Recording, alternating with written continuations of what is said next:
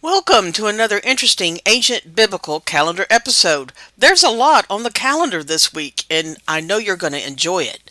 It's week 28 in the midst of month 7, and Yom Kippurim, or the Day of Atonement, is upon us. This day is often associated in prophecy with the end times judgment, and rightfully so. If you missed last week's teaching on Yom Teruah, or the Day of Trumpets, do watch it. There's a lot of teaching there on atonement as the 10 days of awe started last week. We have much teaching last week that is interconnected and building upon what we're doing this week. Be sure to watch our word study this week on the Paleo-Hebrew or Yehudia's word mercy and how this relates to Yah's throne. Yah's throne is the focus of our new mini-series we're doing this fall feast season. I did a lot of teaching in that video on mercy that is so related to atonement and judgment.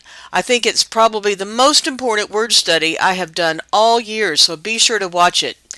Please comment on our video and click like. It will help the YouTube system show our videos to more people. Let's get started.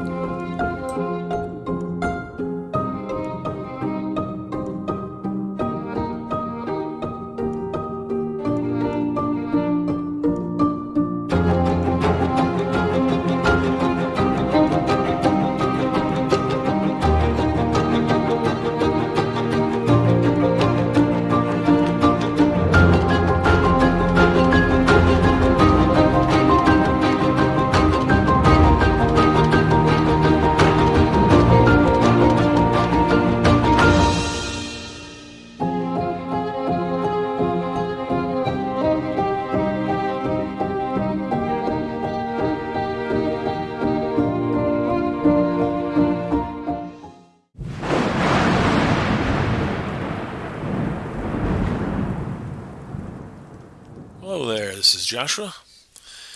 It is week 28 on the creation calendar. We are on the 190th day of the year, the 28th week, the 4th day of the week. It is the 8th day of awe. Both houses of Israel want... Oh, I can't do it that way. Hello, this is Joshua. It is week 28 on the creation calendar.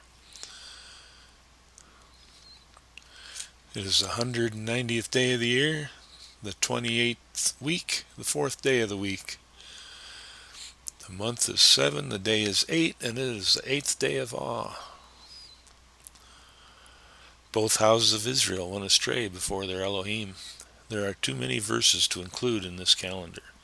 This topic is all through the prophets. Just a few are included here. It's the festival of First Temple dedication. King Solomon and Israel hold a 7-day feast for the dedication of the temple. Day 9 of awe. Day of Atonement starts in the evening. Starts at sundown, goes evening to evening. This ordinance started during the day of Jacob. Be sure to read Jubilees. This verse confuses many people. The reason the Torah says to start this at evening and end the day on the 10th at even is because the ancient biblical calendar was solar and a day started at sunrise. So if an occasion must start at the evening in the midpoint of a 24-hour day, then it was explained because it covered 2 calendar days. This was never meant to indicate that this verse was teaching the keeping of a lunar calendar with a day starting at the evening. If that were so, this verse would have simply said the Day of Atonement on the 9th day and nothing more. For the last day here are some verses to focus on the need to confess and forgive. Atonement. Jacob is given news of the death of Joseph.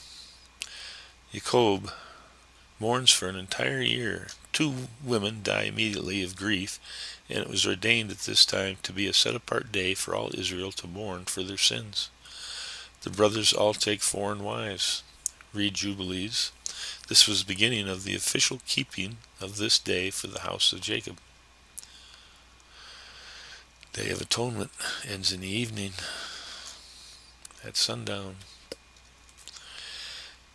Jacob counts his sons and realizes that Levi is set apart to Yahuwah. It is interesting to note the 10 days of awe, 10 days of counting, 10 sons he counts. Levi separately is given a dream of being selected as priest. Might it be possible that this counting to 10 represents the 10 days of awe and foreshadow? The blowing of the trumpet of Jubilee approaching the 50th year. Fast declared by Judah to mourn for the fall of Jerusalem. This fast declared by the house of Judah to mourn the fall of Jerusalem to Babylon. This fast turned into joy by Yahuwah. It is interesting to read all of Jeremiah and see the number 10 appear and how some are thrown into a pit.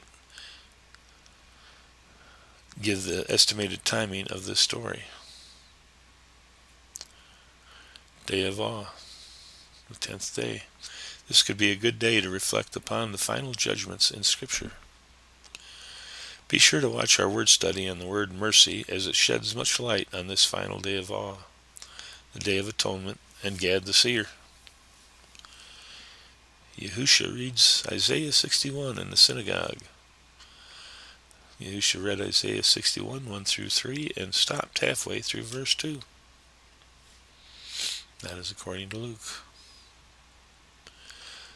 On the Sabbath, it was on 7/11. On the 12th day, nothing going on. On the 13th day of the month, Jacob tells his father about his vow to Yahuwah. Jacob told Isaac about his vow and the need to pay his vow to Yahuwah. Jacob wanted to set his father upon an ass and take him to the place the altar and pillar were set up. Isaac is unable to go with him and instead tells him to take his mother. This part of the story is a type and shadow of Yahushua the Messiah riding into Jerusalem with a mother donkey and a colt. See the readings. That night, as he sleeps in Bethel, he has a vision of Levi as priest. Yahuwah establishes the priesthood that can receive Jacob's payment of his vow. Enoch received a vision of the heavens of heavens being shaken violently, and the host of the Most High, the angels, were extremely disturbed. The day when Yahuwah's mercy ended, Leviathan and Behemoth is unleashed. Jacob pays his vow to Yahuwah. Jacob gives thanks to Yahuwah for giving him this vow. Jubilees sheds much light on the 10% giving and the joy of doing so. Be sure you meditate on this text. In closing, that is it for this week. Be sure to watch this week's word study on mercy, just one of the words for the foundation of Yah's throne in our new series going through the Great Eighth Day, this fall Moedim season. So far we have done the words for throne, righteousness, and next week for the Day of Atonement we are doing judgment. This week's study on mercy has a lot of teaching in it. Be sure to check out our new online store with fun products based upon our latest episodes and word studies to help support our channel. I hope you enjoyed this short episode. Please click to help more people see this and leave us a comment if you are enjoying our weekly calendar episodes. Shalom.